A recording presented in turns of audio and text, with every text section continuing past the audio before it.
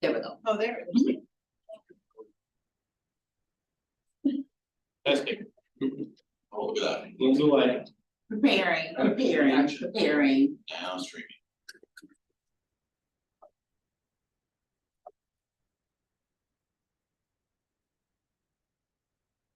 Here, Dan Lack.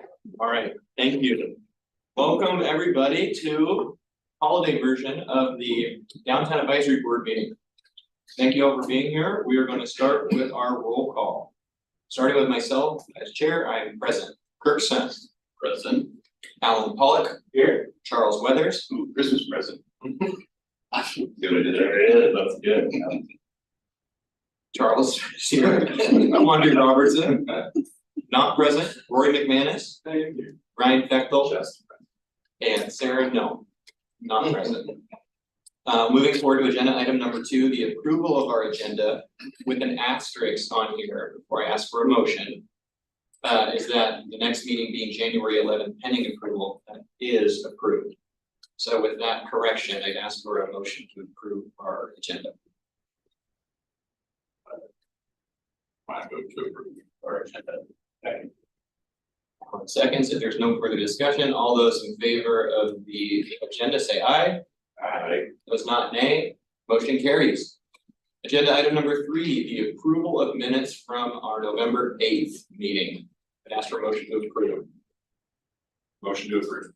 Second. Second. We're clicking today, everybody. Unless there's no further discussion, all those in favor of the approval of minutes from November 8th, say aye. Aye. Those not nay, motion carries. Moving forward, For clarity. yes, So we moved our January 25th to January 11th. Well, clearly Shree's having a moment because I thought that at the last meeting we approved the budget meetings.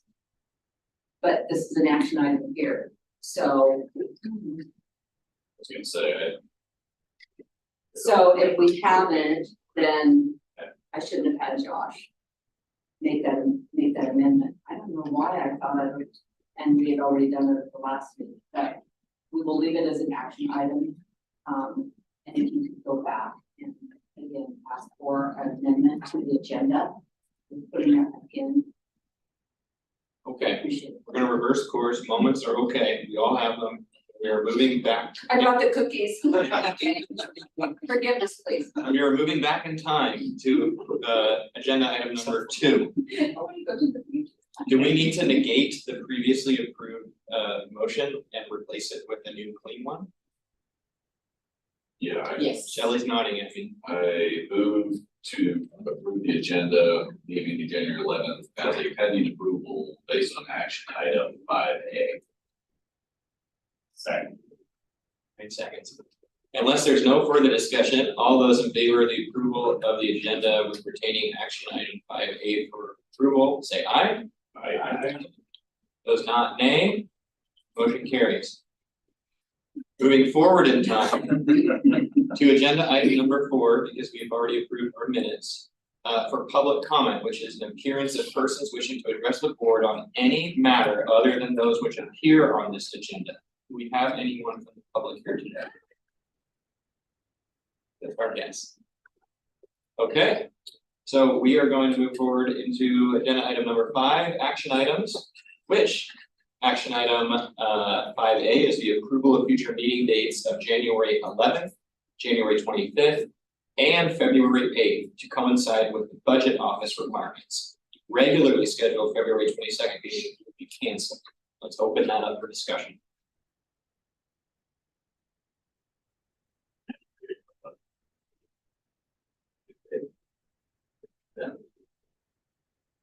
So this is structured in a way for those that are new, where boards in the past have asked for a budget to be presented at one meeting. And then if they have changes or questions at the next meeting, it would be approved. So on the middle one, the 25th, you would be approving, let's say, parking fund budget, but you would be reviewing Riverfront. And then again, if you had questions on Riverfront or anything needed to be changed, then it would come back for your approval. So one to review, one to approve, and because you have two budgets. And this is based on Michael, our finance manager's instructions in the budget office, so I was trying to figure out the best There one way. meeting at the end, like, special. First two discussions. Okay. And will Michael be present to answer any questions on me? Yeah, it would be just like, well, if you're new, it'd be just like last year, Good. where he would go over in the parking fund budget, any questions or any changes, he would then bring it back to the next one. And then all those revisions, you would then be looking at what you've already talked about and you would approve it. And then you would be given the riverfront one, same opportunity, he'd be going over it. And then if you have any changes, questions, not answered, it could be the next meeting and then it would be approved. But what we've been trying to do, Shelley and I, is pretty much queue up for you in advance, those things that you're gonna see on Riverfront budget. That's what we're talking about. This is what we've been about to bring forward. This is thinking about it, so you're not gonna really see anything new, but again, one question, something new, certainly can. I will not be in town.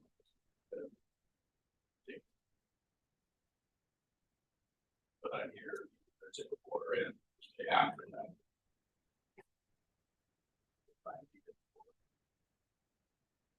Anything else? Is I'm good.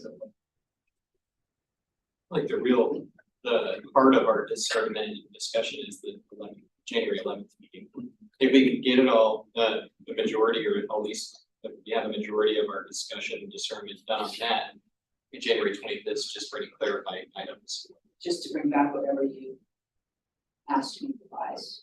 And in the past, we have had the chance to, if there was anything pressing, you and mailing it out to the board. Assuming we're gonna have a lively and exciting discussion. So is it the January 11th, are we able to have full budgets presented though? I don't think that, I don't think we'll have that. I don't think we'll have both of them ready. What I can find out is if January 11th is Riverfront, because I think he has two dates different for both the parking fund and Riverfront. I can find out if, in fact, Shelley, can you ask him? I would appreciate that. Yes. The Riverfront budget will come first. Absolutely. And is it the goal to approve by the 25th, or in the worst case scenario, would we kick it to the 8th? Or is it, we just want to keep it locked in on the 11th? What?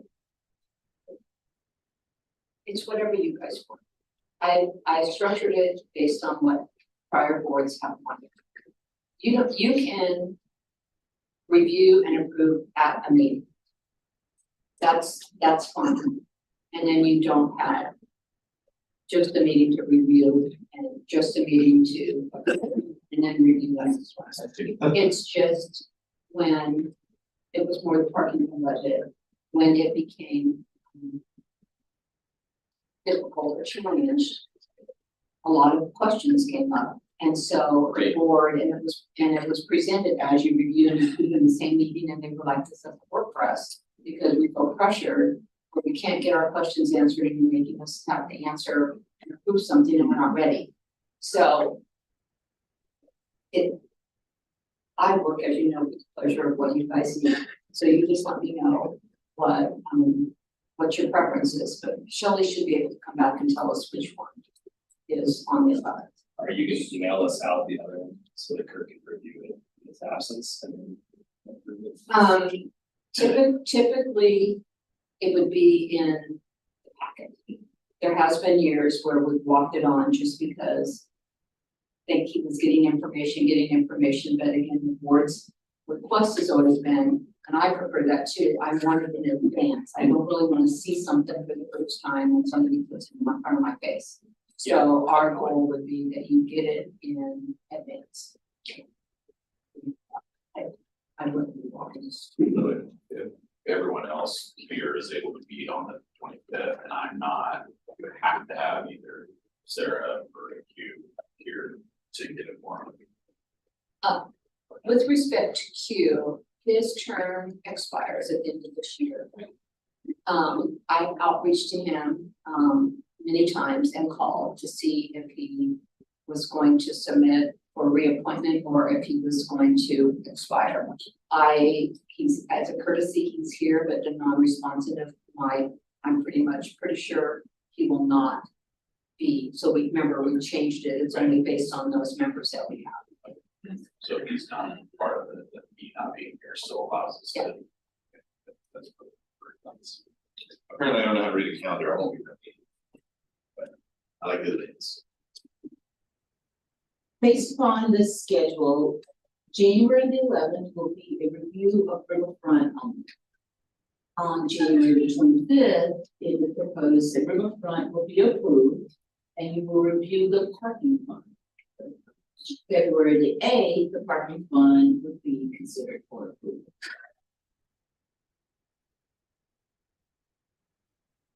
And I don't have the calendar in front of me, but if the 25th doesn't work that week, again, it's more by a certain deadline. If you didn't want the 25th and you wanted another day, you can consider that too. I'm out.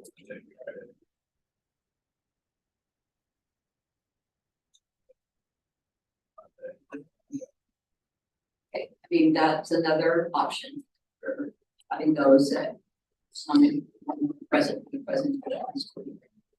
22nd, 23rd, or 24th.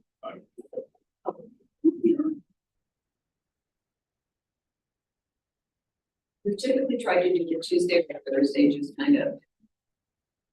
Wrote on a Wednesday, does the 23rd? It does. That's a Tuesday, does not be. Okay. Monday and Wednesday, okay. Well, to give Michael time, let's just go with the 24th. That work. Okay. 24th of January. Yes, definitely. I've got we have a IMC board meeting. What about Monday, the 22nd? Yes, works. Okay. 22nd, going along, next 22nd, how about, okay, so we're looking at the 11th, 22nd, and then Charles, you have a problem with the 8th, Yeah, but. but it's you. Yeah.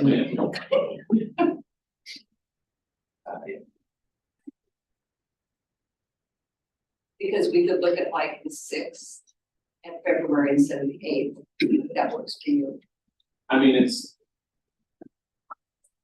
oftentimes folks just can't make it, so I don't need you to change it just because I know already. You guys are the public, it's up to you. Well, you will see the parking fund budget. Yeah. On the 22nd. Sure. You just wouldn't see if there was any changes, but you have the rest of the board. You would know if it represented what you guys all talked about. Okay, so 111, 122, 28.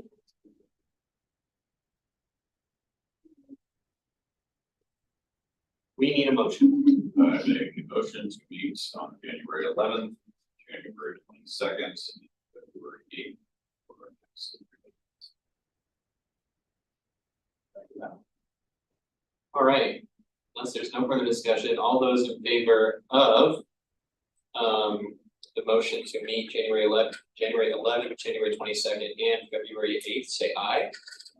Those not in favor, nay. Motion carries. Look at us. Thank you. Oh, I was looking at 2023. There it is. There it is.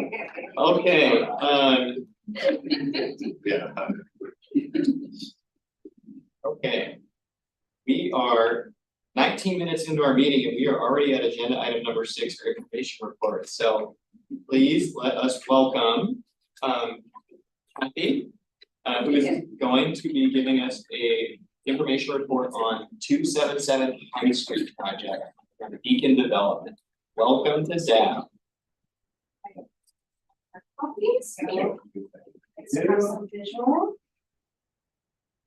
So Deacon is developing Ribbon Good. and we're very excited that building is looking beautiful. And, they turned around and are looking at a second project in downtown on what we call the Diamond Lot on High Street, next to the pit. So I went and, they requested an exception to the maximum rental amount, which was approved. So we will be putting in, some funds. I think the, overall project costing, I think it's recognition is still over 27 million. So, significant leverage, I think my leverage was 26 to 1. So doesn't get much better than that on public-private, but, very exciting because hopefully that will support, the mall and sometimes with pennies, and, they also have the pit, under control, so they're starting with the easy one first. Oh, sorry. Yeah, and then the pit. Yeah, well, good afternoon, morning, afternoon. Well, thanks for having me here today to present to you this very exciting project in our pipeline, that we believe will really contribute to, to the basically the community and the vibrancy of this downtown Salem area. So my name is Kathy Del Rosa. I'm with Weekend Development. We are a real estate development company based out of Northeast Portland. So I printed some hard copies, so I can, as you look through, you'll kind of dive, follow through with some of the information that I'm sharing. So let's start with a little bit of history. Like Jim said, so this proposed project site actually was once the original location of the old Salem City Hall. So it was demolished in 1972, and then ever since then, it's been basically a parking lot. So with this very rich historical context in mind, so we hope and really intend to embrace that and embody that spirit of progress and unity throughout the development process. So we are looking at potentially naming the project Citizen Apartments on the front page of what's in front of you to really symbolize that continuation of that legacy left behind by the City Hall. So now looking forward into the future for this half-acre site, the plan is to replace this existing parking lot with a new 6-story building. So it will have 105 apartment units. The current intent is to set aside 16 of those units as affordable units, and they'll be offered at 80% median family income rate for the Salem area. And our latest building design features a pretty wide variety of unit types and sizes and layouts. So they range from 450 square foot of studios to 2-bedroom units that are roughly around 900 square feet in size. And there are some sample floor plans in front of you. They're still, we're working through the design to continue to improve them and really fit the demographics here. And this is really a good coverage in all the unit types, and that was intentionally done to really attract a broad range of tenants, residents, and to really enhance the housing opportunity. So there's something for everybody, for every need in this, demographic. And then in terms of the building and living community, we also plan to have a lot of wonderful amenities. So we'll have a resident community room with a connected outdoor deck for community gathering and socialization that's located on the top floor of that building. And then we'll have parcel delivery and storage systems, a fitness center for the residents, a bike, dog wash station. There'll be also a very strong emphasis on alternative methods of transportation, such as bike. So each unit will have bike storage. And of the 29 on-site service parking spaces, we'll also have EV charging station options available for those that who chose to have, EV cars. So with that, we genuinely believe this project will be a tremendous benefit to the ongoing transformation of the downtown Salem area. And we think that it also aligns well with the city's vision overall for livability and community. So that's concludes kind of the short project intro. So thank you, and I welcome any questions that you may have.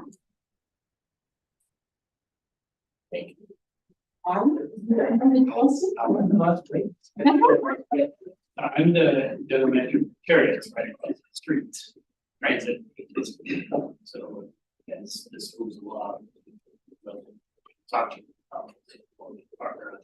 Oh, absolutely. Yeah. Take the part. Yeah.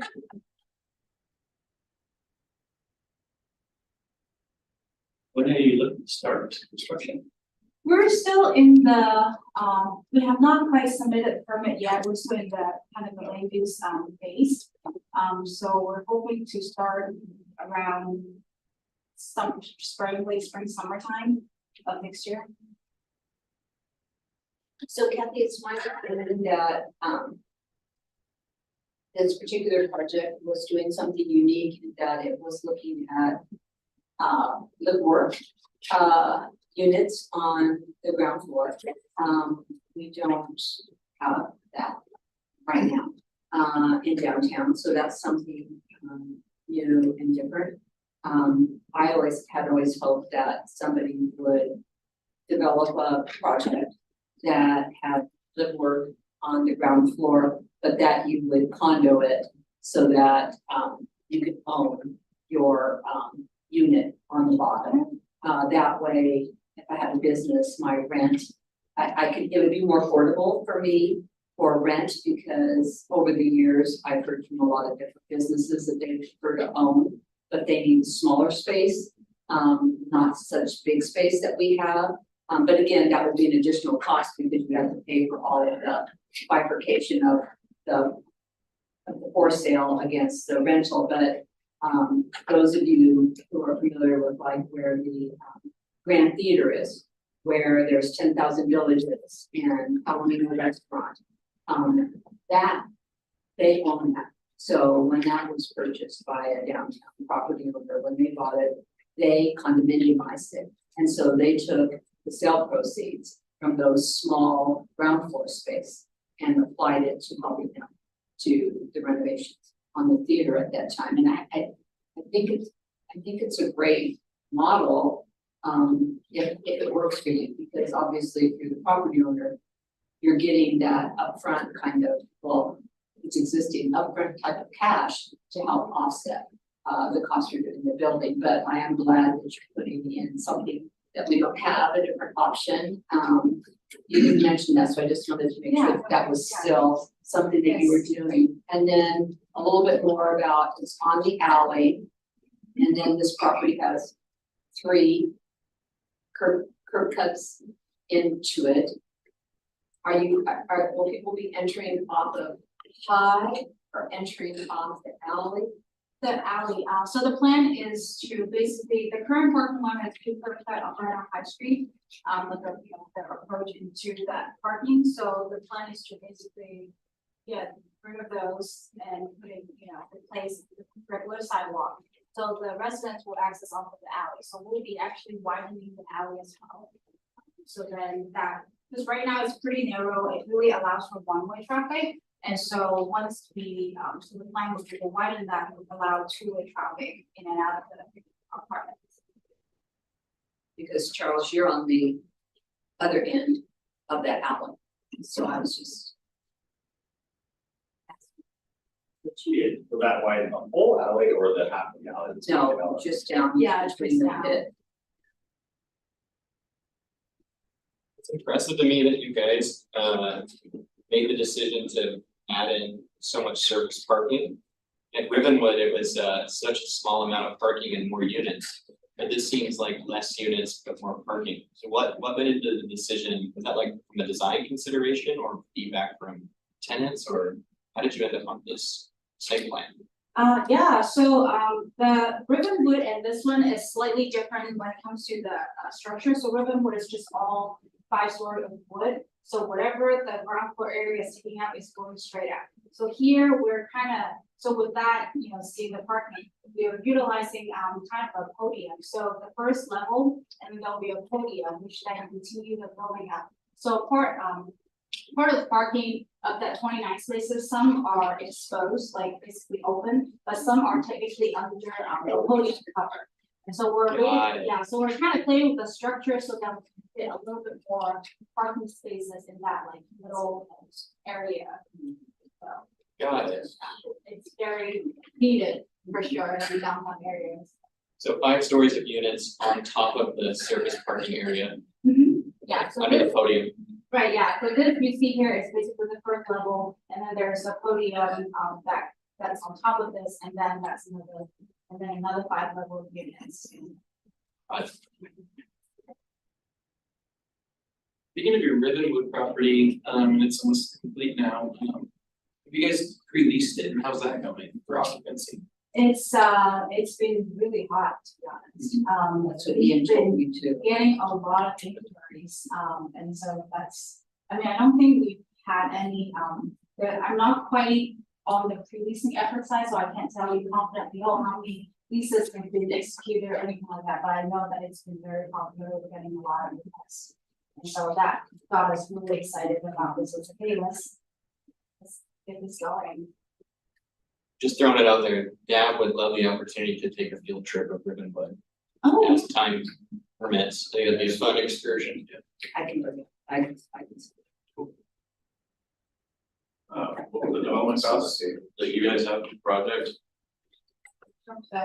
I, For all the I was given 27 votes.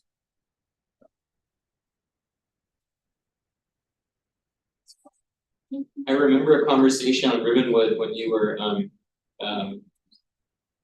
dealing with the ground floor units, and there was the concern of the privacy of the people in there. I think we were talking about it being, Sherry, the type of filtering or glazing or glass that was using, you could see out but not in. Is that being addressed in these units, so the ground floor would work? yeah, well, one option that can happen is also utilizing, so, from the design of the building, if the cars here are kind of blocking a little bit, maybe you can see it a little bit better on this side. So, learning from that and, you know, from our experience with downtown, development too, that's a very important factor. So you may be able to kind of see that, there is a little step, like a planter step of like roughly 2 feet or so. Yeah. So, in order for the first floor residents, in order to go into your unit, there is, basically a little separation between your unit front door and the street and the sidewalk. So you basically take a little bit, a couple steps on, and then there's your front door. So there's, we're trying, yeah, so we're trying to, so you're also, your unit's also a little higher than the ground level. To really create that separation, not just with this, a little planter, but also kind of, you know, you just kind of elevate it up just a little bit.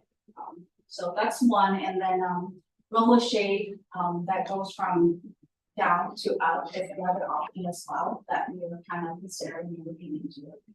So you can see what, yeah, hopefully that's what we want to see. Thank you. But you said 105 total units, Uh-huh. right? You know what the mix is of unit types?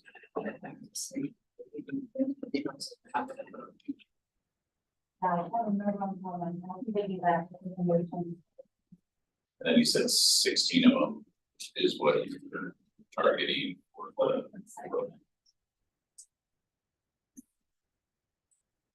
Do you know an idea on like rent range between the units, like lowest to highest?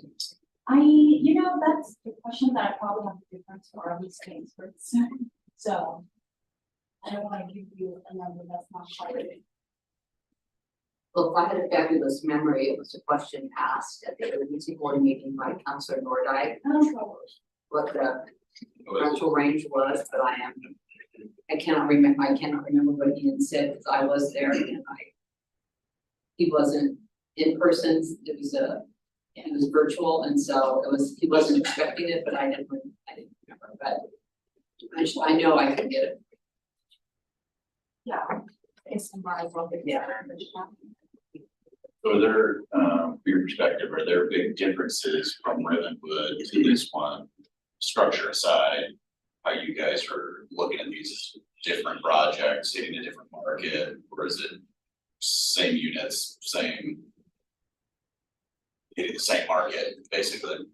Well, yes and no, so, I think in the downtown area, we've done market studies and, hired branding experts to really look at, hey, what do people need here? And so Ribbonwood has slightly smaller units, and here we're looking at, let's say, basically working class, but privately, people that are, they have, 5 to 10 more years of experience out of college, they're looking more independent, they are looking for something, some bigger units with a little bit more space.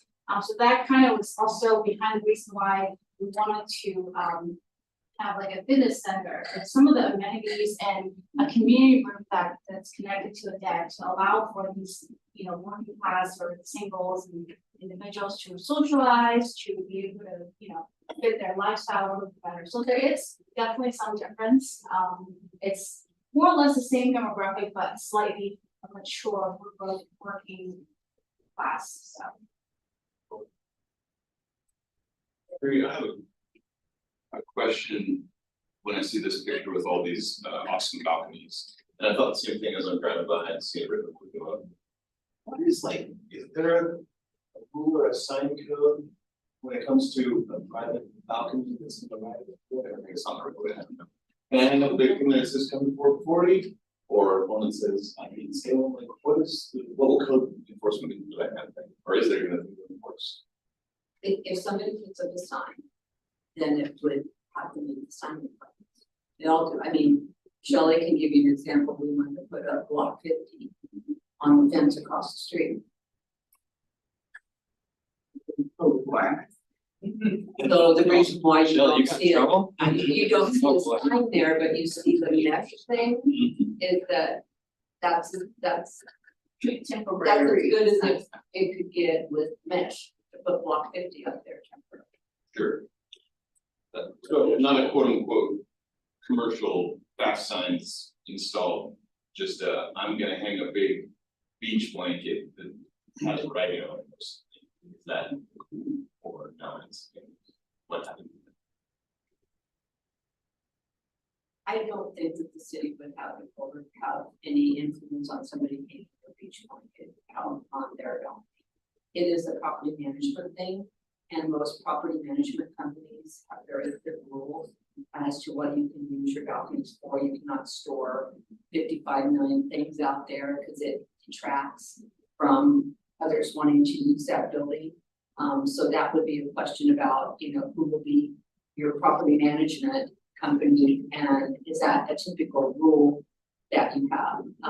That isn't something that typically, unless it becomes there's a road there, or there becomes some kind of menace and it's drawing something negative with the city code department, but not if somebody hangs something on the balcony, but that isn't typically the look that a property manager is going to be okay with that. They usually are very serious about that, but who manages, I don't know who will be managing Ribbonwood. Does Deacon have a management arm? Yeah, so they're called Cloud 10, they're in quite a few states, nationally, so they'll be on Ribbonwood and, Okay. potentially. Sure. Yeah, they do have their use language. But it's a good question. I like the way you framed it. Maybe I still use the wrong words, but I can see folks putting something out there, For they sure. can get eclectic facts. Yes. Well, you may have noticed that there was in front of the French unicorn space. Somehow the space between the front door and where they put up a fence gate. Oh, wow, there was a lot of stuff behind that, kind of like storage, exterior storage. Just kept growing and growing. It's not there anymore. That's allowed to, accumulate. And actually, we were surprised that it didn't get broken into and all that stuff all along the sidewalks, but It's a scary fence, you can't break into that. yeah. Fight something. We'll call it a huge blanket. Thank you. All right, I can really. No. I know this is a rendering and renderings can change and whatnot as the process goes through land use and whatnot. And performance get tight. But I noticed a beautiful balcony on the top floor. Is that another amenity example? Oh, yeah, so that one is that community center that connects it to an outdoor space. So it's a little hard to see, but this is basically part of the outdoor space, so it's connected to a community group. And so the outdoor space idea is that this is partially covered, so that at least that creates way more flexibility in this weather, that they can still go and hang out like in the fall and the spring. So no rooftop deck for this building. No, No, not that really. But you know, if you wanted to have a bridal shower or birthday party, sign up to that. So are these units gonna have air conditioning in them, or are they just heat? yes, Or they will have their what type of air system are you guys using? packaged, the terminal air piece of it. The ones that's on, basically on the wall. Those don't show up in- They covered them pretty well. They're- those little- Yeah, those little black square that's like under the window, they're kind of intended for those, so we'll try to blend them in. It's just a question sheet. Yeah, we'll blend them in, on the exterior as much as we can, I assume there's an elevator, is there more than? no, just one. So we did, oversized elevator, sure. Is there a washer dryer in the units and stuff, these little fridge? More details, but furnished, not furnished. Color scheme in the bathroom? Only those Yeah. Well, we so appreciate you coming here today, and Deacons Vesta into downtown Salem. And any more questions? Oh, you know, I legitimately, you mentioned that you did studies and things. Because like Sheree said, live work is new for Salem. Do you have like a guesstimate of what sort of user would be taking these, like taking these? Well, yeah, we were thinking maybe, like a real estate agent or broker that's just starting their small business, or maybe an engineer that's trying to kind of get their engineering business up and running. I think those are kind of the type of, like individual, small business. owners. Yeah, when I think of small things downtown, definitely office clerical, that sort of stuff, professional, whatever, there's usually someone that's got like a salon or that kind of thing. Would that be allowed in these spots? I don't know how much you're building out. Yeah, a lot of tattoos, a lot of people cutting hair. I mean, I can see how tattoo may work, to be honest, the cutting hair, I think it depends on the equipment too. We're trying to also design the space that are raffled and kind of, hey, we have the bedroom like tucking the back end, so then the front doors on the window, it's more like, to try to have a team, a little bit of separation. So that could work, I think if their, their equipment is fairly easy to still fit into, yeah, that's why not. So Charles. I like the question. The Salem Art Building, they bombs. So when you walk in, it's just up against the wall is the sink and the fridge and a door and there's a bathroom. So after they completed those and I went through, most of them were not residents. It was a masseuse. It was a counselor. The rents on those lofts were so affordable. They were extremely less than commercial space. So most of them were not occupied by a resident in the loft. They were demised by, screens, and there was all these, counselors and all this and personal trainers. It was very different than what I thought. I thought it was going to be a resident living there, but a lot of it was small business. I mean, your own business. I don't know, their yoga, but personal trainer was a lot then, counselors, masseuse. And I can tell you, and Shelley probably knows too, the aesthetics, I don't even know what that is. You get your brows done, you get your face, and they are opening up everywhere. Yeah. 198 commercial, multiple in the Reed. I mean, there's a big demand for that. In fact, if you're on High Street now, it's kind of weird. We were walking there's one right on the ground floor, and that's kind of weird, because there she is. I mean, it doesn't work for me, I'd be waving at you guys and walk by. But if you don't know anybody in downtown and you really want that service from that person, you're right there. Right. So, I definitely can see where it would be kind of a win-win, kind of business they had. Just to give it a little bit more. Was it the second floor of the Salem Arts or something? That one? Well, Salem Arts has like 23 units up above where Frosation Nation is. Right. And they were the only lofts that I know of in downtown, and they are like 500 square feet, so it was like $500 when they first, $700, so they were really affordable. But it's just cement, because that building is cement floors, they just cement. And then do what you want, things like. Yeah, it is a good question, because these lit work units are becoming more prevalent as an alternative to traditional or conventional retail uses. And it is your building with your own associated programming and property management. But yeah, you talk about the use case of a barber, and all of a sudden you got four chairs in there, and it's you got customers parking in the parking lot, you know, but again, your building, your use, but I'm sure you're gonna be factoring in for all of that. Well, it's also that you don't want to wear a hairdresser where everybody smells permanent smells or smells. You don't want certain kinds of food because it's a residential building. right. So I'm sure that they'll have their guidelines on complementary uses because of all the housing. You can finally get your dog to daycare. Just like 40 cats in one house. Better, you're gonna say, but all great, Oh, I just learned that. After all my marketing. They're all support animals. yeah, but Looks great, thank but you. yeah, thank you so much for coming and presenting. And you can either hang out or you can get back to your job. We have to drive back up to Northeast.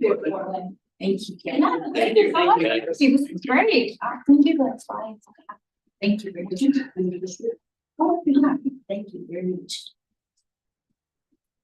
Bye, you guys. Have a great day. Happy holidays. Well, I did have to follow that. Yeah, calm down. Okay. Where's your, I have the agenda, but I don't know what's happening. Which is a great segue, Oh, right. because now, one of our own downtown advisory board members, Charles Weathers. Yes, who is going to be doing an information report on 236 Commercial Street, formerly known as the Green Thumb Building. Thank you, yes, my name is Charles Weathers, thank you so much for having me, it's great to be here, long time fan, first time caller. Well, basically everything she said, but 1/6. So, divide it on down. No, you know, as you know, we're 40, working on Whitlocks, it's new construction over on 990 Broadway. And here we have the next cool project from some cut-rate architect that I found online. Now, the folks at CB2 had a great idea of this building. If you can scroll back up To the top. pages, well, not to the top. Yeah, I mean, that's the front now. It's Green Thumb, it's 236 Commercial, and they were there for a long time. Technically, it's the Allen something building a long time ago. It was no, left, right, or up, down? Yeah. Okay.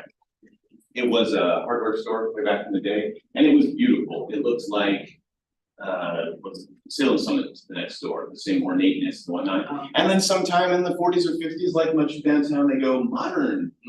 And you know, I like modern, but man, it would be nice to bring that stuff back. That's not gonna happen. There's too much to bring back in the original, so that we can be street. So it's gonna stay very similar to what you see now. I think we're gonna go for an obnoxious red. So Christmas, I don't know.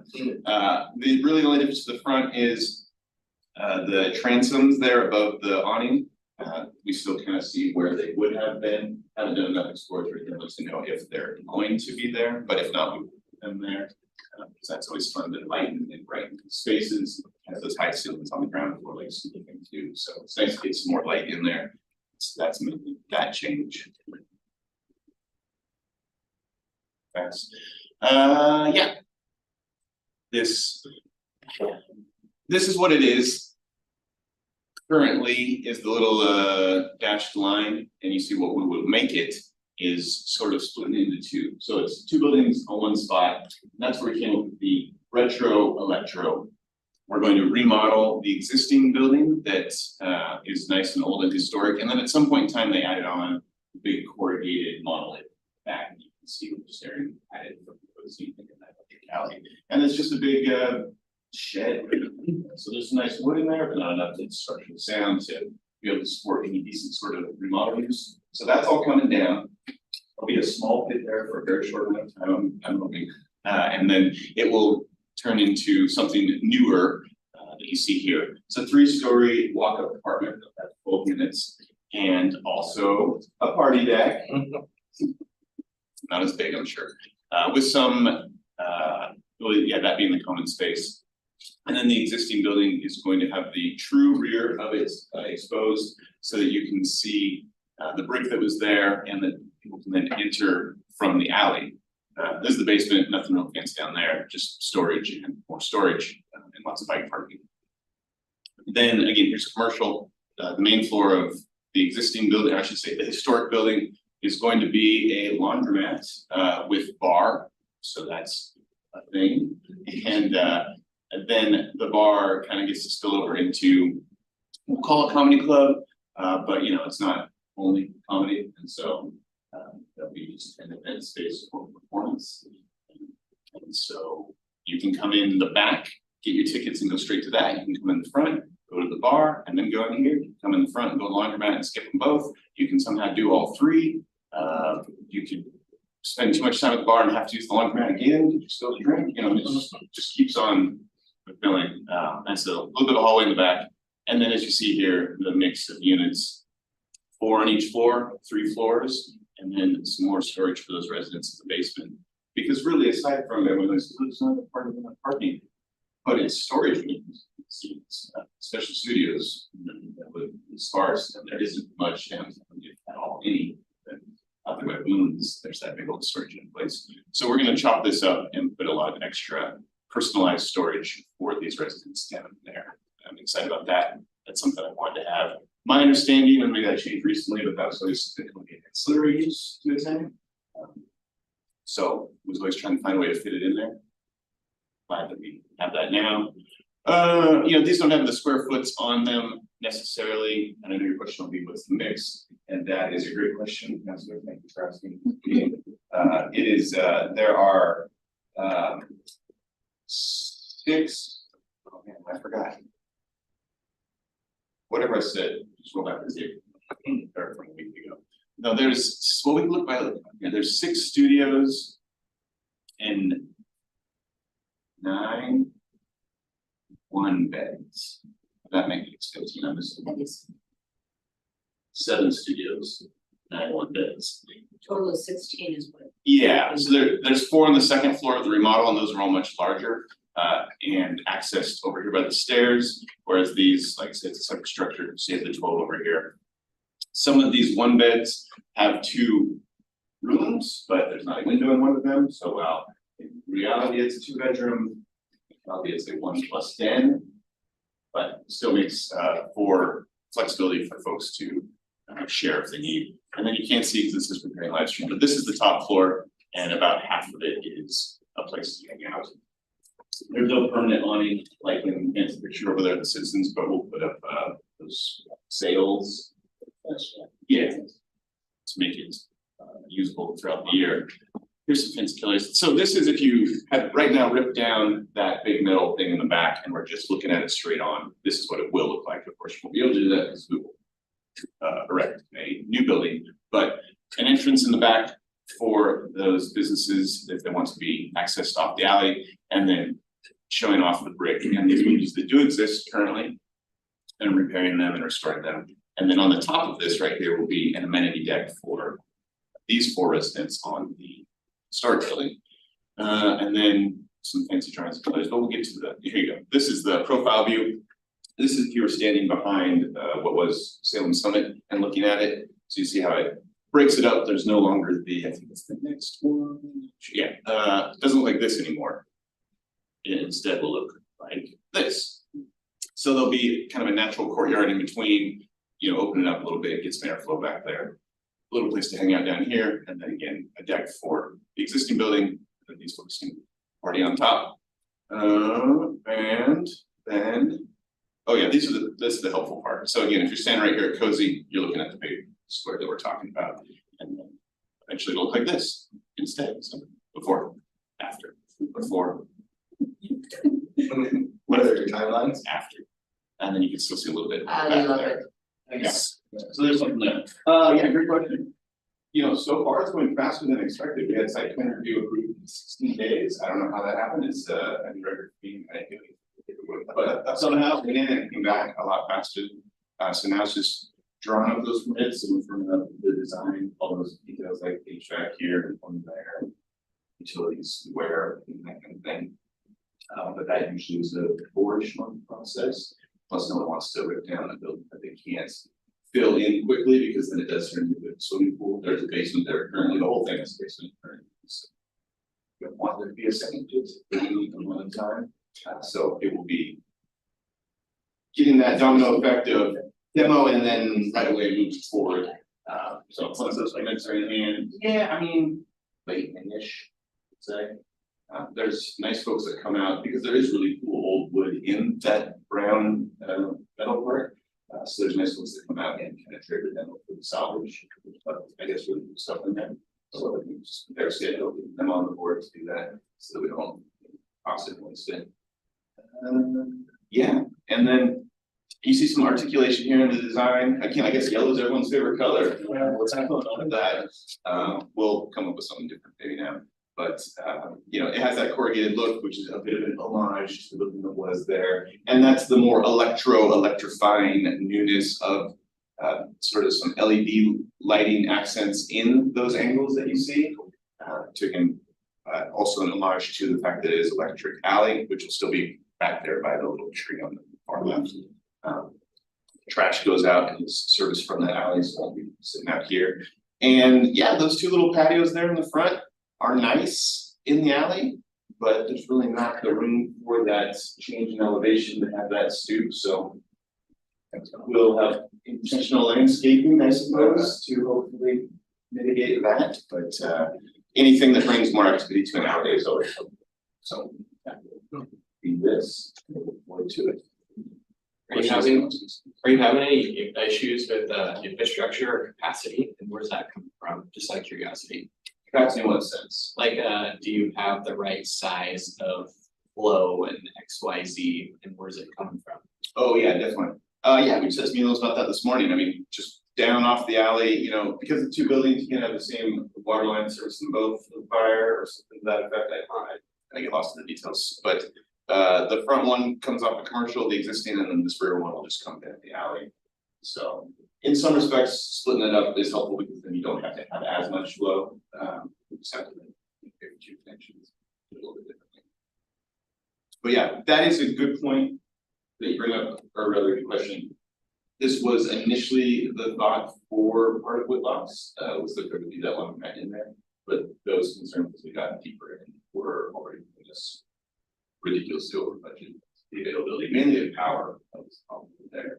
They were gonna want us to steal from all the other buildings, of course, we can't really do that, so there wasn't room for the transformer, switchgear, flux capacitor, or whatever, it was far too much power machines. So this was in the twinkling of my eye to make this happen, and it just happened to be a better fit for that tenant as well. So he's ejaculating every year-ish.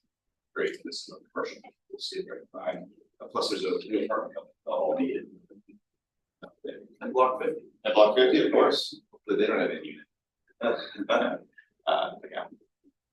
Well, it's very exciting. I really am looking forward to the access to the new, or to the old building from the alley like that, kind of walking down sort of a sub alley, if you will, to get back there. There still needs to be some kind of gating so that it all does things at the right time.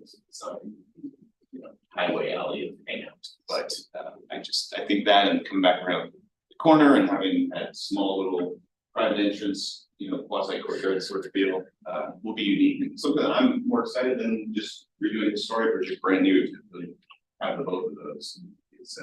It's fun, it makes it interesting. Do you have an estimated red? You know, there's no affordability on this one per se. Because. Says you charge $800 payment that makes sense. It's this weird thing, yeah.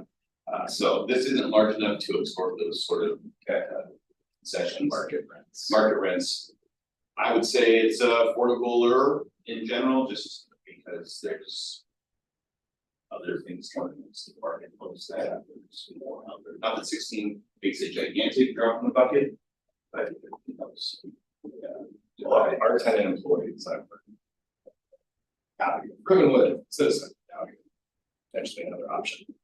Work, live close. Right, so. Yeah, and that's why we, again, studios, because you do want as many units as you can to just use the land that you have and meetings and so forth.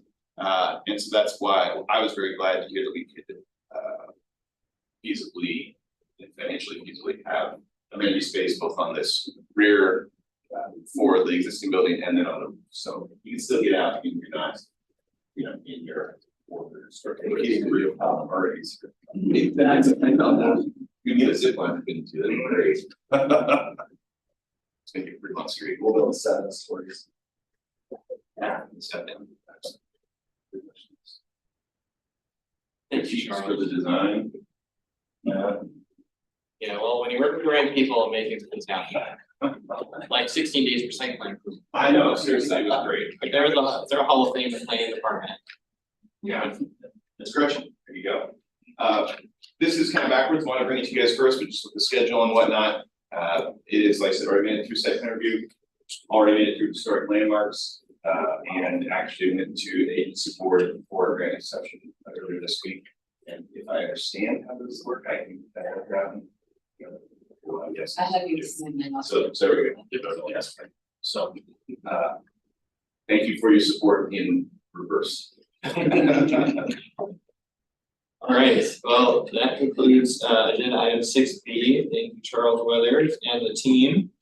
Now, agenda item 6C, continued discussion on downtown challenges. We could talk about this all day, but it sounds like Sheree has some things for us to talk about specifically. Well, we ran out of time last time to hit all of those challenges and issues in downtown, but because we're gearing up for budget discussion, I wanted to make sure that you understood what was behind some of what we will be bringing to you for potential project ideas. I also wanted to, before this is over, another year, is to thank you all for everything you put down and for your commitment to the board. It means a lot to the staff. And we just really appreciate you. I also wanted to let you know that we have a new name. We're Community Planning and Development Department. It'll be out there, I guess, at some point, but if you didn't know, urban development, we have the housing authority under our umbrella. We have planning under our umbrella now. We have building and safety, and code and parking, and now development services from Public Works under our umbrella. Kristen is over all of that, which is why we now have. So it's a lot to change, but you know, if you had an issue with planning, let's say, if the director would be Kristen for SDCs, and Kristen, the development services piece. Anyway, just wanted to let you know that. So the organizational chart is changing and there's a rebranding element to it of who you. Linda's smiling over there. You know, when you are so siloed, merging, it has been challenging for everyone to, you know, work with, I no longer have this name, I no longer have this name, I no longer have this name. So Kristen's gone through a very collaborative process to survey, come up with suggested names, and this is the one that was determined. more invisible now, there's no more urban development there. We lost, but anyway, it's an overarching, obviously, it doesn't include housing, even though the housing authority, they will keep their own. Does that, Salem Housing Authority, it's so recognized. does that change tabs? At all, this areas? No, it doesn't change that your oversights over the parking fund budget. It's just we no longer have an urban renewal department. 7 urban renewal areas, it's just part of. Urban development is a division of community plan. Yeah, I mean, development. we'll be under Yeah, the so book of that work specific. chart, we'll be there, we're just not in the. We're not in the main department. Okay. Okay, One of their business cards. okay, so last time we talked about trash. And we talked about what we were thinking about for a replacement trash can, including this is the look, but in some locations with high demand, it would be the compaction one versus a non-compaction one in an area where you don't need it. We talked about graffiti. We talked about the damage that we had, and we got out of the third party consultant in regard to recommendation on how to look at different plants to go into between wells, look at some potential berming at the alleyways and installation of some of these pavers in areas like Isaac. I know a lot of you know where that is, but basically the landscaping is all gone, you know, the northern side of that tree well, because people walk through there because they put their tables out and it pushes you into the landscape areas. And again, one of the things Shelley talked about was at some point here, we will do a big educational push to make sure that the business would understand how the streetscape design works. You know, there's a frontage, and then there's a pedestrian zone, and then there's a furnishing zone. And right now, all of the furnishings are up against the building because maybe there's an awning there, or it's closer so people can get out and serve people. But at the end of the day, the dark colored 1x1s out closer to the curbs is furnishing zone. In a perfect world, that's where the tables would be, and not in the frontage zone. But we talked last time about, after talking to the consultants, having some type of barrier or some kind of segregation so people feel safer being closer to where the cars are. I mean, some Screening. restaurants, yes, some restaurants do that. Epilogue has their movable little planters, so does the one across the street, Paradiso. They have their little planters, so they do it in a way that sections off theirs, it's mobile, but it makes probably the people sitting within those feel a little bit safer than being right out by where the cars pull up. So we talked about that.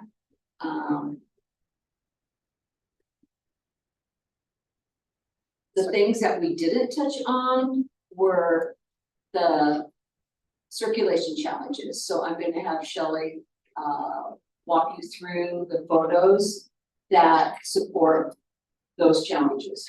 Probably all of you know them, but again, it's just one more thing when you're on the sidewalk in downtown contributes to the overall experience. The things that we often find are sandwich boards, and how we have found that there's some safety issues in regards to pedestrian circulation. And part of it is ADA accommodation, and the city is responsible for making sure each individual can walk safely on our sidewalks and streets. And we're finding, you know, bicycles ride on the sidewalks instead of in the appropriate areas. Individuals who are on segways or special kind of motorized little boots, they ride up on the sidewalk, and as you can see in that picture right there, and if you've ever been on our sidewalk, you've probably experienced this coming or going, as I have often. As you can see here, between here and here, you're supposed to be open for pedestrians, because this is where the ADA ramp is for individuals who use apparatuses to assist them in walking. But you can see how we have, unfortunately, vendors that aren't doing their marketing. And we have had conversations with them, we physically try to move them. These are filled with water at the bottom, and they can be quite difficult to move out of the way. And then you can see here, individuals have made this so narrow that if you were walking with a cane and you wouldn't be able, you'll hit this and then you'll move over here, but you may bounce into another individual who's walking on the opposite of you. So we're trying to work with them in regards to how do we make this pedestrian circulation safer. And one of the ways that we've looked at is if you come into the area, there's at least one safety zone sign that you'll find on Ferry Street. But looking how we can put pedestrian safety zone, you're entering a pedestrian safety zone, as well as asking people to please walk your wheels versus and having maybe some type of stamping or some type of temporary where we see that there are problems in regards to individuals not using. And we anticipate that with all the new housing, you won't need the vehicular mode of transportation. You'll be riding what, Rory? Skateboards. And we have skateboards. Skateboard on the sidewalk.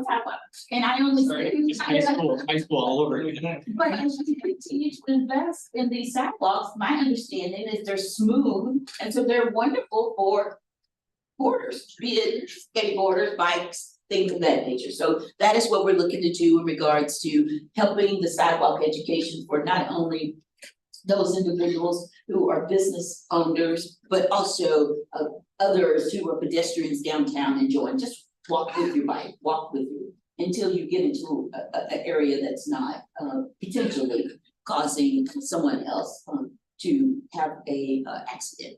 So the sandwich boards reside within the, there's an SRC, they have rules. They cannot be out if you're not opening a business. There's a certain size that you're limited to. There's actually a permit that you're supposed to have for them. But when I checked, there was only one business that had a permit for them. And that business is no longer in business anymore. And so the enforcement of it, there's the challenge, because there's so many things that code enforcement deals with on a daily basis, a lot of it in the neighborhoods. This is the last thing that they're gonna do. And at the same time, for us, it's always about that balance between positive and negative. You know, we want the businesses to be successful. So, you know, that carrot and the stick, how do we balance that? But at the same time, depending on how many of these are out, it is visually negative, and it is difficult if you had any kind of disability. And I'm talking sandwich board signs. The bikes and the skateboards on the sidewalk, that's different, because when they come up behind you and you don't know and they almost hit you, I can tell you it doesn't, at least skateboards I hear, but bikes I don't necessarily hear. But the other part of me, I've seen them try to ride on the street, on commercial, behind where the cars could be backing out into them. And I don't think I would ever ride my bike, even though we have Sharrows and who knows what. It would be so dangerous. So I understand why they want to be on the sidewalk. I do, because being out in the street, especially a kid, there's no way. But you know, we've been putting in a lot of improvements for the buffered bike lanes. So it's just a matter of, you know, Union Street, High Street, you know, part of how we look at streetscape, even how we're looking at redoing Marion Parkway. One of the things we're thinking about is closing off the entrance into Marion Parkway off of Union to kind of reinforce that has a buffered bike lane. It has a different look and feel on that side, you know, you're coming across the historic bridge. Riverfront's put in money for the little thing to make the light, you know, go red if you're on your bike. We put in signals, we put in all this infrastructure. So again, part of what you guys was even thinking about, how do we build on the investment that we made to keep making it contribute to the growth of tax equity and the area. So I'll talk about that. On the negative side to businesses, but positive to the public, there's the code authors. I was gonna say that. Yeah, I was like, let's just impound them all. Okay, so. I know you're balancing. Yeah. So I got it. I have a loss. I'm sometimes taking when, shit out of my loss in that. Here. sometimes when we're unable to connect with the business when we see their first time offenses. Especially one particular business because their signs were, it felt like a mile away from their business and they had like 6 of them all over the place. We scoop them up. And we wait. Until somebody realizes that they're missing. And then we can educate and give them back. Now, is that what our job is? No, we try to call you, we try to stop into the business and we don't want to be in the business at their busy time because we know that. So yes, have we? Again, that's, I don't deal with code enforcement, but if we can't get it any other way, we will scoop them up. And Michelle is right, early in the morning, if I'm walking around and obviously that business is not open at 5. If I can close it and put it by their doorway, I will. The ones with freckle bee with the water, I can't move those at all unless I drain it. I'm not gonna, it's not what I want to do. So some of them, yes, we could try to say, hey, you know, you need to have these only out when you open the business and pull them back in. Some we can. But when they're blocks away and we had one that they just kept putting them nowhere near their business. It's like that's not the showing tried many times to connect with them. What's hard is that when you have an inline business, you don't think people can see you. So everybody wants the corner location. You will see the inline businesses like Ruby's Meat Butcher Shop way down. And it's like Cozy Tavern is another perfect one. We have blades that you can buy that direct you to the business. There's a cost associated with that. So I'm just gonna put my sandwich kit sign out on both ends. So would we rather have you have the blade? Absolutely. But when everybody has the sandwich boards out, you know, it's hard to say you can't have yours, but you get yours. But the ends of the blocks are the coveted locations, and that's where you have the highest risk of somebody crossing the street, they're running right into them. Especially if they have any disability issues, or any disability, they're right there. Those are the ones that we worry about the most.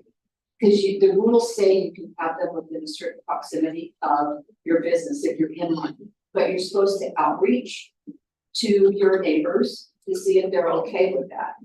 So there are, you know, these rules and guidelines, but we're just sharing it today because one, I would like to know what you think. If you think it looks good, if you think that there should be more emphasis on trying to have the rules associated with it enforced, because that would be us, it would be us going to another department, which is for us, so it's just one more thing. We're trying to navigate, make downtown look better and safer. 100%, we shouldn't go to that group and have them force them to do an education piece up front. And it's, we're gonna come through and clean everything up on this date. Here's how it's supposed to look. I would agree that it needs to be a one fell swoop because as it stands, as the downtown businesses, you know, in Fort Worth, you guys can't have it. When I learned that was a thing, I'm like, well, what are they doing across the way? Exactly. Yeah, and so if they all are saying like magic day, then Yeah. maybe somebody gets Why like, you gotta, Yeah. 100%. Yeah, that's the most equitable way to approach it. I mean, it's hard enough to be in business downtown, especially the retailers, it's challenging. It's not like we're sitting here trying to affect their business, but it's an education piece first and foremost. So. mean, it makes sense and it is the rules. Educate and enforce. You said. But that's- much day. Yeah, But that's the way to keep it equitable, you're right, you can't just piecemeal it, it has to be one fell swoop. Yeah, and there's so many things that I don't think people know. So during elections and when the Yeah. school's gonna be starting, people have the little things that they stick in the tree wells. That's not allowed. Or they'll put a flag thing up in it, those aren't allowed. People put, you know, even in the parking structures on the street, people put flyers or something on the windshields of cars, that's not allowed, but how do you get, you know, unless they're everywhere, you know, then they go off and they're everywhere, so there's all that kind of stuff, that it's just like leaves, you just want to go leave thing every morning. Everybody blowing leaves, great, you can't blow them and not pick them up. So all the sidewalks are clean and the street is just full of leaves, clog up the drains, and now you hear all about it. You can't walk across the street because, you know, it's high water.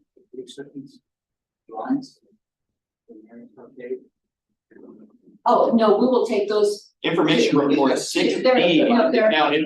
They're for us, thank you. It's for, Thanks, guys. anyway, so, but nobody wants the trees on the sidewalk, but they don't follow, you can't blow them in the street without taking them out. And we hire somebody as part of the parking fund to pick up those leaves, because we know it's not safe with all this coming. So it's that kind of stuff too. We ask that it gets put in the paper, you know, kind of the rules during the fall with leaves, but every day. And for me, sometimes, you know, walking by, I say, hey, but I can tell you, nobody likes for me to say that. I get very negative responses when I say, you're fine blowing it, could you pick it up? Then I get that. I won't say what I get, no, yeah, because these are typically, maintenance people for buildings. And so, you know, they have the job. so I've got about 7 minutes Okay, left. this next one's my big one. I don't understand what the problem is. Okay, so the next one is one that I'll just touch on it, but if it's something that you want to be on the subcommittee, I will be looking for that. So there are buildings in downtown. The building next to where Night Deposit is, the ground floor space has been vacant over 22 years, the entire time I've been Is that? there. It's just like the building where the White Seat building and some of Margaret Furlong's building, they were vacant for more than 10 years. We have space that it becomes vacant. And how long are we okay with vacant?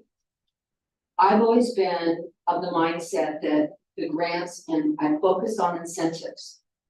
But there's other communities that there's fines associated with that.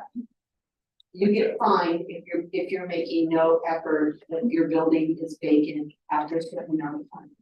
So I am very interested because we have had that problem. We could continue to have that problem with some buildings. What do we think about that? I just need to know what you all think about it. It's tough for me. I've never been a stick. I've always been the carrot. But clearly, I don't think it's fair to everybody who's making a lot of investment. I just feel like the commercial real estate brokerage community needs to do a better job of getting these spaces sold and leased. that one you mentioned next time, yeah, I mean. Talks about this for forever, like a long walk there. That's a storage. And he uses it for storage. He has a sign for his upstairs, Mhm. but he has never leased. And I've met with him. I've gone through that space. And I worry now about pennies because I just had a conversation with that broker. That property owner will not lease it unless it's a tenant. Yeah, they're taking the awnings out. Yeah. And now he's gated this stuff. Yeah, I And saw that. trust me, codes on that. Anyway, think about that. I'll come back at the next meeting and see if you want to be on a subcommittee, because there are a lot of spaces that have been vacant a very long time. And just what is kind of acceptable for what you think. And the other thing is that we have spaces like this where I've never seen anybody go into the tattoo school. I've never seen a soul in there, but that's what it looks like. Same with, Book Bin, that is a beautiful space up there, but that's the look you get from the So- ground floor. Do you know if they're technically vacant or are they leased or just the tattoo, like, is it taken or is it actually I don't know, but somebody paying some sort of rent or has some sort of agreement in place to occupy? it's about the look and feel. There are other communities that will not allow any kind of like our use on the ground floor. They actually don't allow it.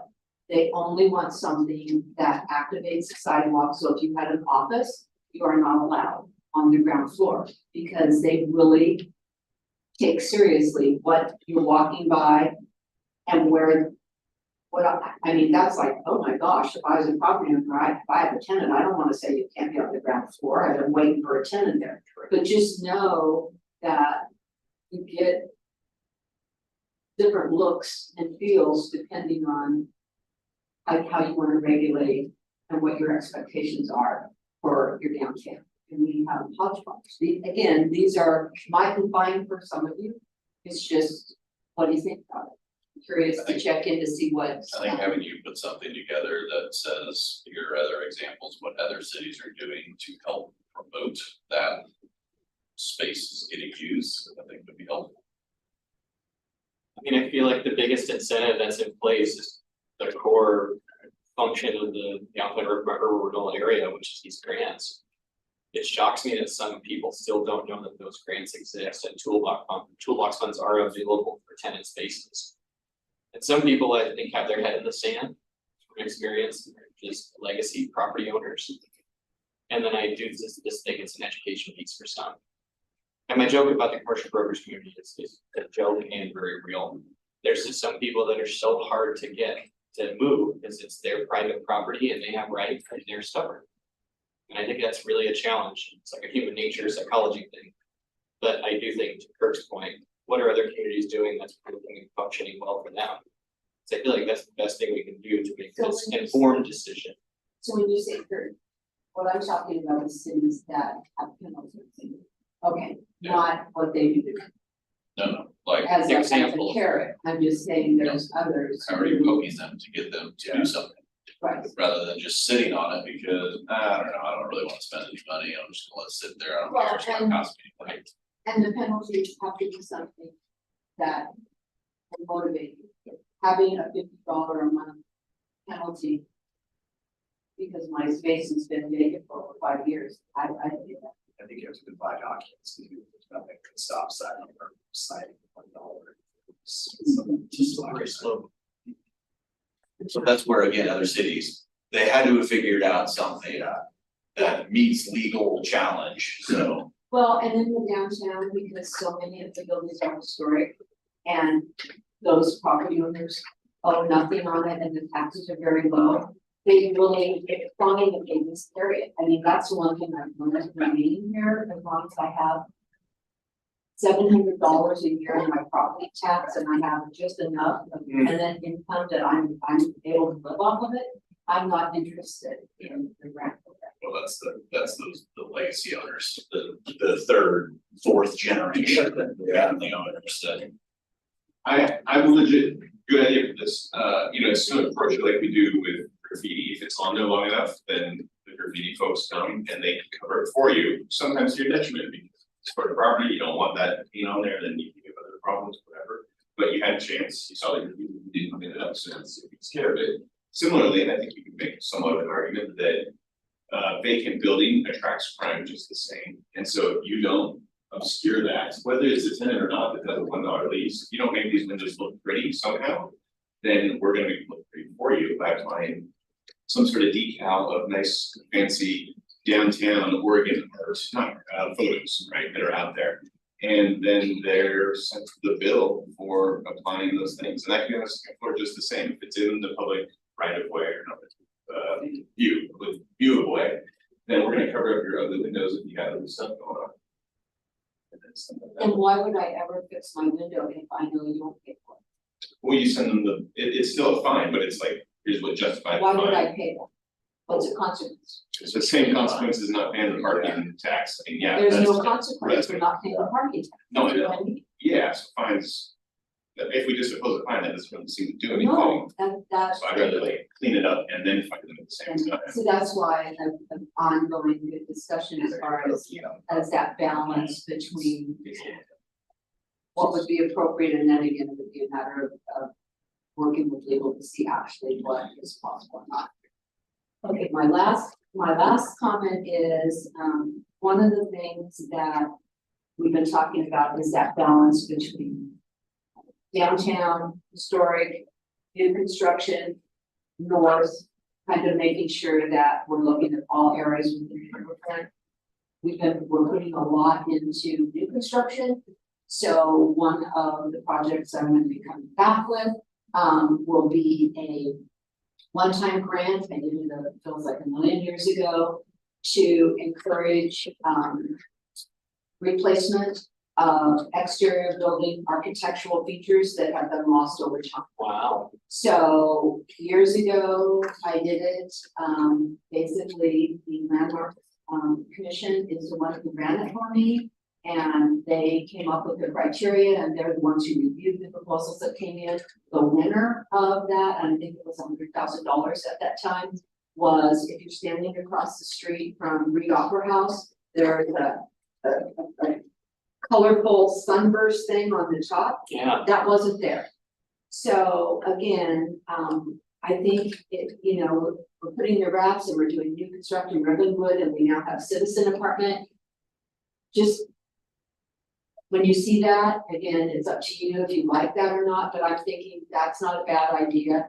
Not for you, because I just heard you want to do a whole bunch in front of your building. It would make it beautiful again. Okay, I just want you to know, not teasing. No, it's true. Again, you could apply like anybody else, but it's something I'm thinking about because I don't know of every building that might be missing something, but I think it'd be pretty. There'd be an application process that Oh, would follow. yeah, like the it's a grant. considerable process. But I would just, we would come up with the money in our budget.